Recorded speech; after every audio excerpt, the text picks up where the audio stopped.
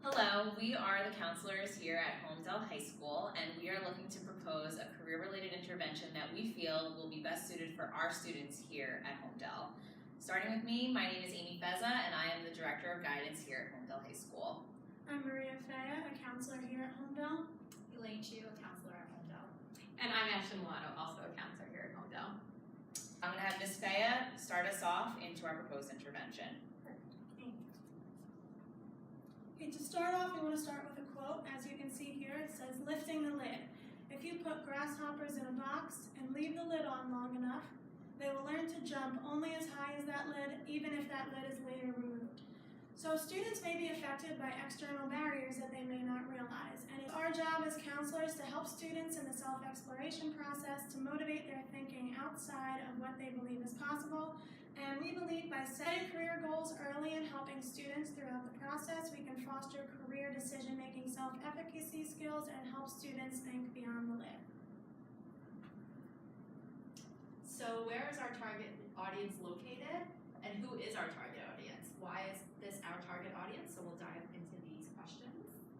So our population is in Homedale, New Jersey. It's a suburban town in Monmouth County, New Jersey. It has around 16,000 residents. The median household income is approximately $136,500, and 3.3% of the residents are below the poverty line. So our population of high school students are 919 students, grades 9 to 12. At HHS, the ethnic and racial makeup is the majority white students, 72.8%. In regards to post-secondary percentage breakdown, 97% of our student population plans on attending a college or a university. 3% of students plan on entering the workforce, and 1% of students drop out before graduation. So when we're talking about our target audience, we're talking about the majority of students who we're classifying as high-achieving, college-bound, upper-class socioeconomic status students, and minority students as low-achieving students, fifth-year students, English language learners, students with disabilities, students with IEP plans, individualized education plans, and transfer students, so anyone who falls out of that majority high-achieving group. So the stakeholders at Homedale High Schools are the parents and the guardians of the students. So the stakeholders expect their students to attend a 4-year college or university, and they also have high aspirational goals in terms of post-secondary and career goals for their students, which influence their students and their career decision-making skills. Their values are strong and effective career development supports for students and in-depth career counseling, all to be provided by our staff here at the high school.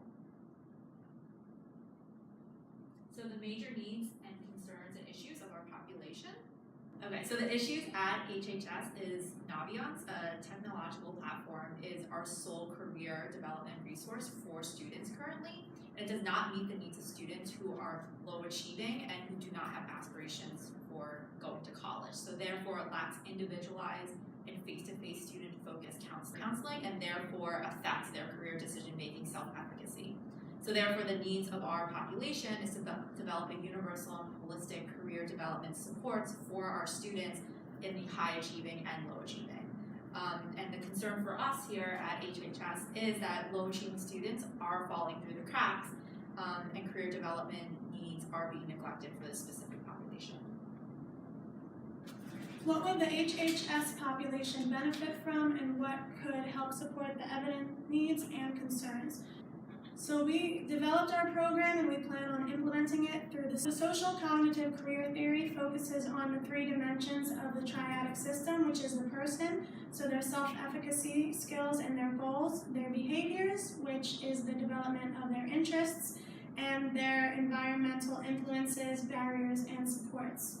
So the importance of developing positive career decision-making self-efficacy is to help build their confidence and to foster their career maturity, which in the end will help them make wise career decisions that are positive for themselves. And we will also focus on distal and proximal contextual factors that are influencing their career decision-making self-efficacy skills. In addition to focusing on the SCCT theory, we are also looking to implement standards into our intervention, which will be heavily related to career-related standards. So we're looking at three main, one being the American School Counselor Association. The second will be the New Jersey Department of Education 21st Century Life and Career Standards. And our third will be focused on National Career Development Association standards. So first we're going to look at the American School Counselor Association National Model, otherwise known as ASCA. So ASCA works to bring forth student achievement by addressing student and professional competencies through three different domains, and they are management, delivery, and accountability. So our intervention places a strong emphasis directly on management, in that it's designed to work with curriculum, small group, and closing the gap action plans. Also, ASCA standards require that school counselors spend a specific amount of time in direct as well as indirect services with their students. So this intervention will allow for direct services in the form of individual student planning and responsive services, and it will also attend to indirect services such as assistance, consultation, and collaboration with parents, staff, and other various stakeholders in the community. Next, we'll be looking at the 21st Century Life and Career Standards. When we take these standards, we will be looking directly at the state standards from the Department of Education, which they themselves have compiled a list of standards that they feel educators must implement into their curriculum in order to enable students to have full preparedness and readiness in career development. So keeping these standards in mind, we will make sure that we incorporate specific standards within this realm that are applicable to our student population based on the minority and majority groups. These standards will include, out of the 12, we have apply appropriate academic and technical skills. We have communicate clearly and effectively and with reason. We will be considering the environmental and social and economic impacts of decisions. We will employ valid and reliable research and strategies. We will also aim to plan education and career paths that are aligned to personal goals among our students. We will be using technology that will enhance the productivity, and we will also look to work productively in teams while using cultural global competence. And third, we will be following standards from the National Career Development Association. So the NCDA came together and created a code of ethics. And this code of ethics is an overview of the ethical responsibilities and standards that as professionals we will adhere by when working with our clients. So to start, there's a long list, and we will of course be keeping all of these in mind as we go throughout the process. But first and foremost, we will be avoiding harm and imposing our own personal values, so always respecting the students' wishes, the students' goals. Second will be to advocate for students and examine potential barriers or obstacles that inhibit access and or the growth and development throughout the career development process. Maintain multicultural awareness and sensitivity. Respect for confidentiality, as well as making sure that all students are aware of the confidentiality standards of the program. Professional competence, so for us that we are up to date on all the technological aspects of our program and that we are doing our best to keep up with education. Competence to use and interpret assessment instruments when we are evaluating our students. And last, providing a safe and productive environment for students' self-growth experiences. So bringing it all together, what we believe our proposed program would be able to achieve and how we intend to do that. So our proposed program objective, number one, is to implement an encompassing career education program for both our high achieving and low achieving students to foster greater career decision making and self-efficacy. And we want to do this, and we want to give students the opportunity to evaluate their skills, strengths, and abilities, and help them make more informed career decisions as they explore different careers and establish their own independence after high school. And lastly, we want to assist students in setting long-term goals and to view high school as an opportunity to jumpstart their career versus a barrier for them to overcome. Now that we gave you the objectives of our program, we're going to go through a quick walkthrough of what we believe our years will look like for our students.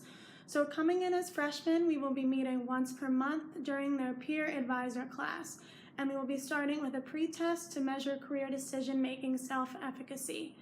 Throughout these months, we will be meeting and we will be focusing on the topics and areas that you see before you to help our students in their first year.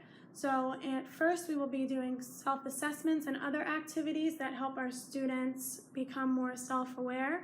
Following that, we will be processing these and we'll be going to information gathering where students will be learning about the world of work, about some of their interests and what they mean. Following that, we will be overcoming barriers in career development. So we will be talking about socioeconomic factors and proximal and distal factors that affect students. And we will not just be focusing on college career choices, but we will also be exploring non-traditional career choices, post-secondary, educational, vocational, and military services. We will also be developing a program to involve stakeholders, such as the parents and guardians, to make them aware of the career exploration process and find out what we need to do to advocate for our students when possible. We will also introduce students to Naviance, which they will be using throughout their high school career, especially if they plan on applying to colleges, and it will allow them to reflect on their learning experiences and find out how they want to plan their future. And last, we will be meeting, towards the end of the year, we will be meeting individually with students to discuss the social and emotional needs of our students. And this is an important part of our program because this is where we're bringing all the personalization in and making sure that the career development aspects are being met in addition to social and emotional needs that sometimes get put on the side. Okay, and sophomore year is considered just kind of a midway checkpoint. So just as students usually meet frequently with their advisors, we will be meeting with them additionally to check in, make sure that the career development process is going smoothly, making sure that some of their long-term thinking that we got them thinking about in their freshman year is going smoothly, and we will recommend resources as needed. Okay, and then once students reach their junior year, we'll meet with them once per month during their gym classes, so reassuming the group counseling sessions that they started freshman year. We'll reassess the values and interests that they took freshman year via self-assessments just to have a comparison.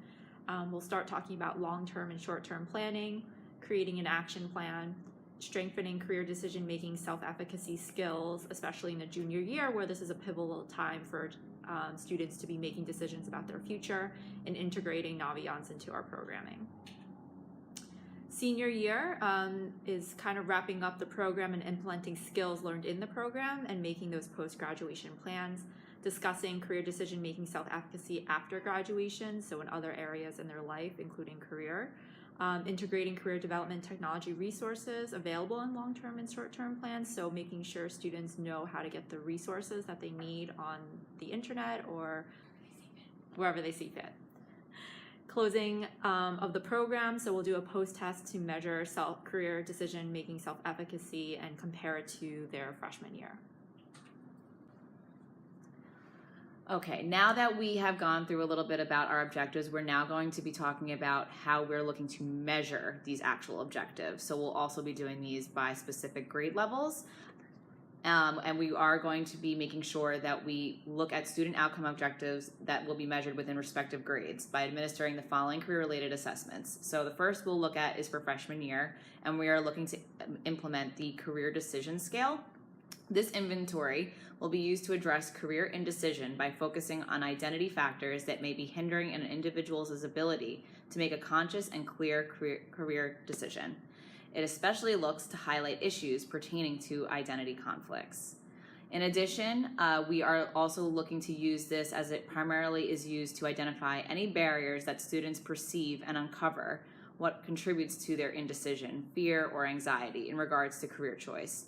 By our students knowing this information and using this assessment, we will be able to allow students to enter into high school better with us as counselors and begin to construct a program that is able to utilize various forms of counseling strategies that are more individualized and are allowing for students to really meet the most salient needs of the population. In addition, we will also be looking to administering the CDS to freshmen 2 to 3 times within the school year, as we will be able to better ascertain which counseling strategies are not working and which are in the best interest of our students. So we are able to do a little bit of a trial and error here, so that we are able to set up a more conducive roadmap for our students from the beginning as we take them grade by grade with this program. And we are able to then push through with the students in cultivating a greater career self-efficacy, which is our ultimate goal. So next, student outcome objectives will be measured within respective grades by administering the following career-related assessments. So for junior year, we will be working with the Career Factors Inventory. And this inventory may be administered in 10 minutes, so it's very quick and it can provide us with information into career indecision individual students may be facing. And it assesses 4 common areas of career indecision. So it gives us a variety of information to work with when we go into group counseling sessions with our students. So once the test is scored and a person's career readiness is determined, our topics of conversation can then be tailored to the specific areas where our students are struggling, such as lack of self-knowledge or needing more knowledge about different career placements available to them in the world of work. This assessment and inventory acts as our baseline for assessing our student career counseling needs, and it can be re-administered later in the year to see how effective our strategies have been at reaching our students' goals. So once again, re-administration allows us to see how variables related to career readiness have changed for our students and better allow us to determine if they're progressing towards our intervention's comprehensive end goal, which is to be able to make an appropriate career decision for themselves based on their abilities as well as their interests. And then a continuation, we will also be using the Career Decision Self-Efficacy Scale. So we will also be using this with our juniors, and this inventory will help us to indicate the degree to which a person is able to make career decisions based off their perceived self-efficacy beliefs. And self-efficacy, for anyone who's confused, is an individual's belief that they are able to do and complete something. So this inventory uses career theory as its base to measure an individual's degree of belief in regards to being capable of completing tasks that would be deemed necessary in order to make important career choices. So this is incredibly important to do junior year when students are in a more academically rigorous area. It will assess how confident and able students feel they currently are, and it will help us as counselors to begin to modify and change our program to provide students with experience that will help them foster greater career self-efficacy beliefs and help them move through pivotal moments of academic and personal development that are accompanied during this year of education. So now that we've gone over the measurement scales that we are looking to provide to our students, we are now going to go into detail about the outcome objectives that we hope to achieve with our Holmdel High School student population. But before we get into that, we want to just briefly note that our baseline pre-test scores will be evaluated to determine levels of career decision-making, self-efficacy, and overall career maturity. Then we will be able to develop an overall measure of improvement which we wish to fulfill to meet the intended goal of the program of improving overall career decision-making, self-efficacy.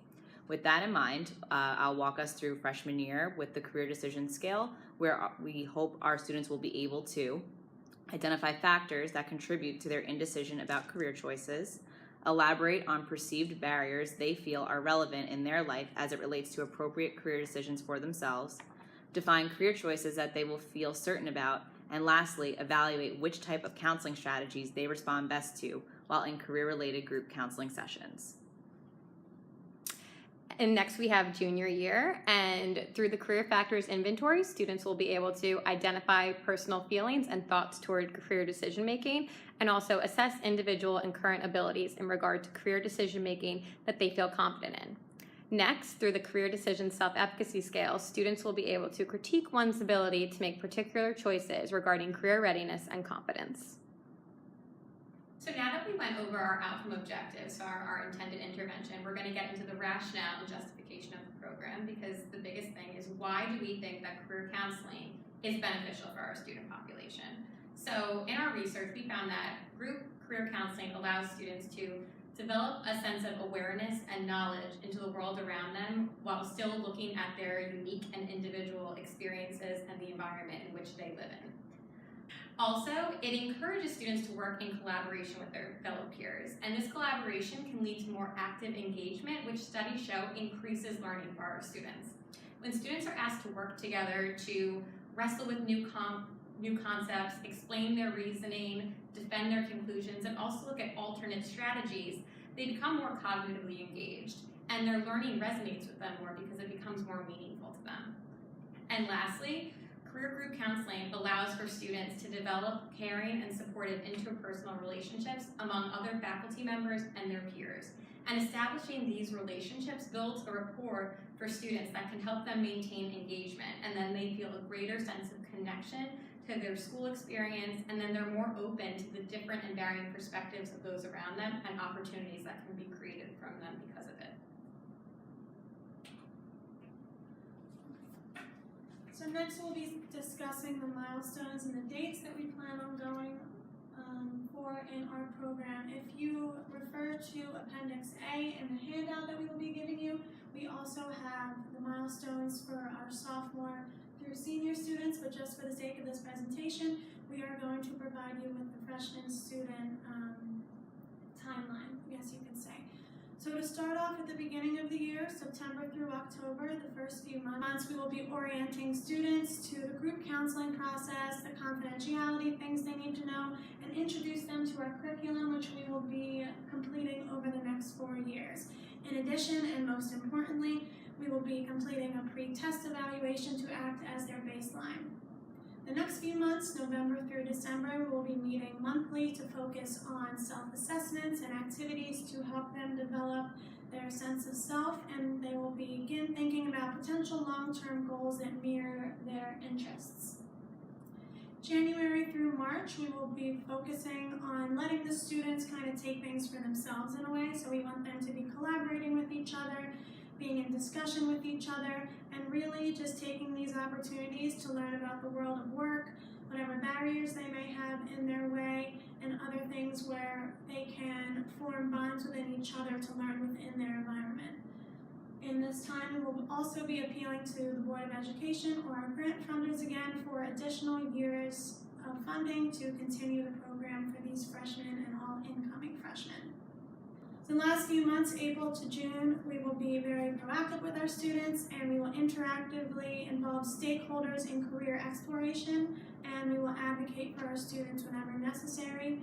Naviance will also be introduced to our students, and most importantly, will be the individual counseling sessions where we check in with our students, see how they are with the career development program, but most importantly, address their social and emotional needs that we need to take into consideration.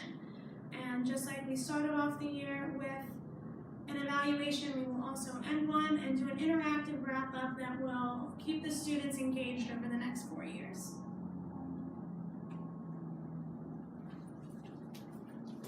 So in terms of our evaluation plan, we plan to give a pre-test and post-test after each school year to evaluate the career decision-making, self-advocacy skills of our students, just to track their progress. Once students do graduate, we want to do a 5-year check-in with students to see where they are with their career development and level of career decision-making so that we can make updates and improvements to our program. So our criterions of success, our students will score higher on their post-test versus their pre-test. Students will leave with a higher sense of confidence in regards to their career decision-making ability as well as career self-efficacy. And in regards to data, we'll be evaluating the pre and post-tests, and the data will inform our group counseling sessions, so using the numbers to kind of assess where our students are and making tailored sessions for the needs of our students. And then we'll also be recording the progress of students through the group counselors so that we have qualitative and quantitative data. So the resources and personnel that will be needed are our Director of Counseling Services will lead the evaluation of our program along with the Superintendent of Schools, and they will be using the New Jersey School Counselor Evaluation Model to evaluate the counseling staff's performance with this program. The Director of Counseling Services will also work with the superintendent and or the superintendent's cabinet in order to keep track of the budget and making sure that we're adhering to our timelines and the financials.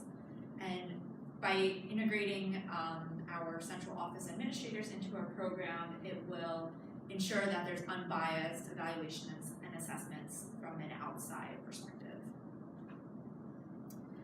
So our dissemination plan, so to our stakeholders, which are our parents and guardians, is to present the program during a back to school night at least one school in advance before the kickoff of our program. So reaching parents in middle school 8th graders before they're in high school, providing a syllabus of activities for the parents so they know what to expect, and providing an update to the parents at the end of the year. To funders, we plan on providing the details of our program 1 year before school kickoff, providing quarterly updates, which include student progress, feedback, documentation, and to that extent, we will be requesting additional year of funding after the first year in order to follow students from freshman to senior year through the completion of our comprehensive 4-year program cycle. And the personnel that we will have, as Ms. Chu had just gone over, just to give you an outline of who will be involved. We will have myself, the Director of the Counseling Services, and we will also have our 5 current full-time school counseling staff members. We will also be hiring part-time a career group counseling specialist to help better facilitate these group counseling services that we are looking to implement. We will also be using the superintendent of our school, as well as the superintendent's cabinet members, as previously mentioned. We will also have involvement by our principal and vice principal here at Homedale High School, and we will also look to include guest speakers as needed and requested. We'll see how that goes. So Ms. Feza said it wonderfully, and so did all of our counselors, what our entire program looks to do. So just to close this up, really the intended purpose of our program is that it directly supports ASCA's recommendation of having a student to counselor ratio as close to 250 to 1 as possible. And here at Homedale High School, our ratio is about 280 to 1, so it's very close to what ASCA is recommending. So what this program does is that it provides us more direct contact with our students in the form of group consultation. And seeing our students in these different academic as well as social settings allows us to build a richer rapport with them and build up a greater working knowledge of their beliefs, their values, and their interests. And knowing these things about them will provide us with an edge when it comes to our individual sessions with them, because they can be more purposeful and intentional. And in doing so, it allows us in our career counseling education of our students to make the personal possible, because the more personalized a program is to our students' needs, the more that they'll feel a connection to their education and will be willing to take risks and get to know themselves on a deeper level that they might not have known possible. So we thank you so much for listening to our program and giving us your time. And attached is the budget and any other information that you would deem necessary in making a choice to approve this program or not. And if you have any questions, our contact information will be provided at the end of this PowerPoint, and feel free to reach out to us with any questions. We thank you so much for your time and hope you have a wonderful day. And thank you, Ms. Milano. Again, as the Director of Counseling Services, I just want to be able to segue us. We are now going to be providing a demonstration that we are going to look to help hopefully paint a better picture as to everything that myself and my colleagues have gone over to better provide you with a sense of what we're looking to accomplish. So we'll be starting that momentarily. Good afternoon, guys. Welcome back to our second session. So I hope you guys are coming back, feeling a little bit refreshed after last week, and any of the nervousness or anxiety surrounding this group has kind of gone away at this point. So just to do a quick refresher, last week we did our introductions for anyone who might not know each other yet, and we also did our life values inventory. So I see all you guys have your results today, which is fantastic because we're going to be using them. So as a quick refresher, I'm just going to remind you guys what the life values inventory was. And it basically helps you better identify what your highest values and beliefs are. And it's really important to know this because so many times our thinking and our processing and our actions are dictated by what we believe. And the way we process things helps us better understand how we process the world around us. And that is going to be key when we are uncovering our greater influences when making career choices. So what I want you guys to do today is, if you haven't really taken a look at your life values inventory yet, take a quick look at it, skim it over, and then I'm going to have you guys break into a little bit of small group discussion by yourselves without me at first, and just talk amongst yourselves. Anything that surprised you, anything that you really weren't expecting, and maybe find some commonalities, some differences among one another, and we'll see kind of where the conversation goes from there. We'll maybe bring it back in about 10 minutes, and we'll do a whole group class discussion. So I'm going to give you guys the lead, and I'm here if you need anything, but let's see what you guys can come up with.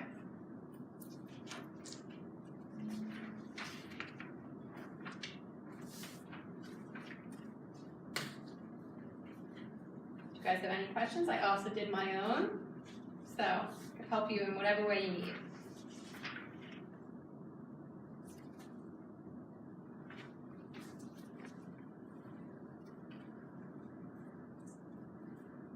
I don't know, I felt like I rated a lot of things really important to me. Like I had a lot that were really important. Don't tell me, tell your group members. That's the same for me too. I had a lot in high priority and nothing in medium or low. So it's like, do I have too many values? High priority values? Mine was the opposite. I had space throughout each level, so I guess I'm considered a little scattered. I don't know. I mean, I never really thought of my values before, especially like if we're doing this for career related. I mean, I don't even know what I want to do with my life yet, but it's just really surprising that like I have so many different values. Like I don't really think I put into perspective like what a value really was to me. I don't know. Really interesting, I guess. Yeah, and I never really thought, like, because we're doing this for career, it made me think of things and what values I would want in a career, and I never really thought about this before. So, I don't know. Yeah, and it's weird because like we're freshmen and we're just starting, so it's like we're starting to think about this stuff now. So like my highest priority is responsibility. So I guess that fits, but I don't know where to make that connection. Right, especially like we are freshmen. We just said that, and your highest priority is responsibility, but we don't even know like what we're set to do for like the next 4 years. Like, it's kind of crazy. It's so long until we have to make a decision. Yeah. And who knows what our decisions are gonna change. Yeah. I mean, my highest priority was spirituality, and I found that. I mean, don't get me wrong. I mean, I consider my faith like important, but I don't even go to church every single Sunday. So I guess I never really put that 2 and 2 together. That me being a Catholic would affect or maybe make an impact on decisions that I make, like even in class, like in biology. Like how does that even make sense? I don't even know. So Amy, let me interject for a second. Did you, when you were going over your life inventory's life values inventory, excuse me, and you saw that spirituality was your number one, when you read the blurb, did you see that it's not completely about like, you know, God is my everything, all of this stuff? It kind of focuses around different values that might encompass and surround spirituality. And that's going to help you guys. I know you're freshmen, and sometimes it's very scary and overwhelming to be freshmen and be like, they expect us to pick a career. Like, I don't even know what I want to do after school today. But with this, it's helping us see that the way we value things oftentimes dictates the way we make decisions. And it kind of motivates our behaviors and things like that. So knowing what this test has indicated that you value the most can help you possibly pick different classes, see different areas where you strive or where you're possibly struggling or you don't really care that much. And getting to know yourself on that deeper level will help you when you're a junior and when you're a senior. And you have to think, well, my values are going to matter to me when I'm picking a college campus and when I'm thinking about if I want to go directly into the world of work after college or if I see my life a little bit differently. Knowing the way you think is so pivotal in that. So that's why you don't have to take these word for word. That's not what we're saying. We just want to give you a different picture of yourself that you might not have seen before, and then what kind of conclusions you can make from that. But I like that you're questioning these things, because I don't want you to look at this and be like, oh my God, spirituality, I'm meant to be a nun, like that's what I have to do the rest of my life. No, it's just giving you a little picture. Yes, sigh of relief. But for some, it might be a great idea. It's just giving you an extra resource to think about, because the sooner we start thinking about these things, the more prepared we are for our future. I'm glad that you brought that up, because I guess maybe in the beginning of the conversation I didn't feel as comfortable because I didn't know what I wanted to say, and like I'm definitely new to group counseling or like this kind of setup. I'm used to like really having one-on-one with you, Miss Milano, Right. because you're my counselor. But I guess my parents, like, they do instill in me to have a direction, and I think looking at this, even though I don't necessarily know what I want to do, like at least it's kind of maybe solidifying the fact that I could take time to explore some things. Like I never would have thought that my values would allow me to be so maybe open-minded, I guess. I don't know. I mean, it just kind of helps me to kind of guide my own self a little bit, I guess. Like I never would have thought all these things possible, because I'm just kind of geared toward like looking toward one vision. And I love what you brought up there, and I want to open this up to Elaine and Maria. I think you made such a strong point that your parents push you to have one specific direction. Anybody else feel like they maybe have something similar going on at home, or have parents who are more hands-off? And how does that really influence you as you're coming in as freshmen? Like that pressure or that lack of motivation from your parents? Well, I think this made it clear for me because my parents aren't really around that much, and they don't really like tell me to go explore things. And most of the time, I'm just taking care of my younger siblings. So my most important value was concern for others. So when I read it, it says like being sensitive to what others want and helping others. Like when you noticed, or when you said that we had these little blurbs here, it's really cool to see, because now I see how it applies to me. Can anyone speak to that?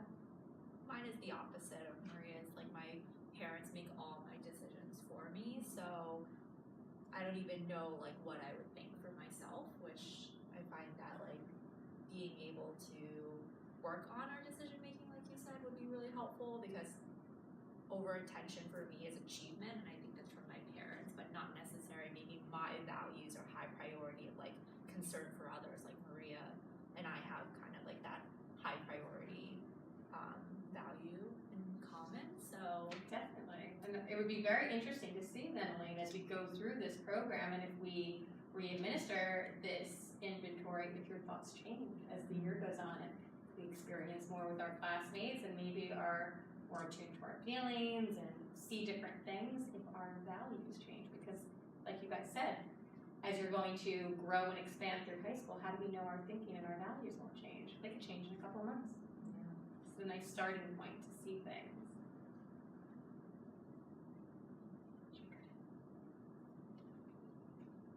Well, I think that this was a great place to start, and I appreciate you guys being so open and honest. I know a lot of us have not experienced group counseling and consultation before. It's usually just us in a one-on-one environment, but I think that this is a great place and a safe place for us to express all of our feelings and get to know each other and value other people's different experiences. You two just saw that right there, that you have different life experiences, but that doesn't mean that each life experience isn't valuable and can help you learn something new. So I'm so excited to see what next week is going to bring, and we're going to be doing a little bit of a different inventory, a little different setup. So I wish you guys a great week, and I'll see you soon. Thank Thank you. you.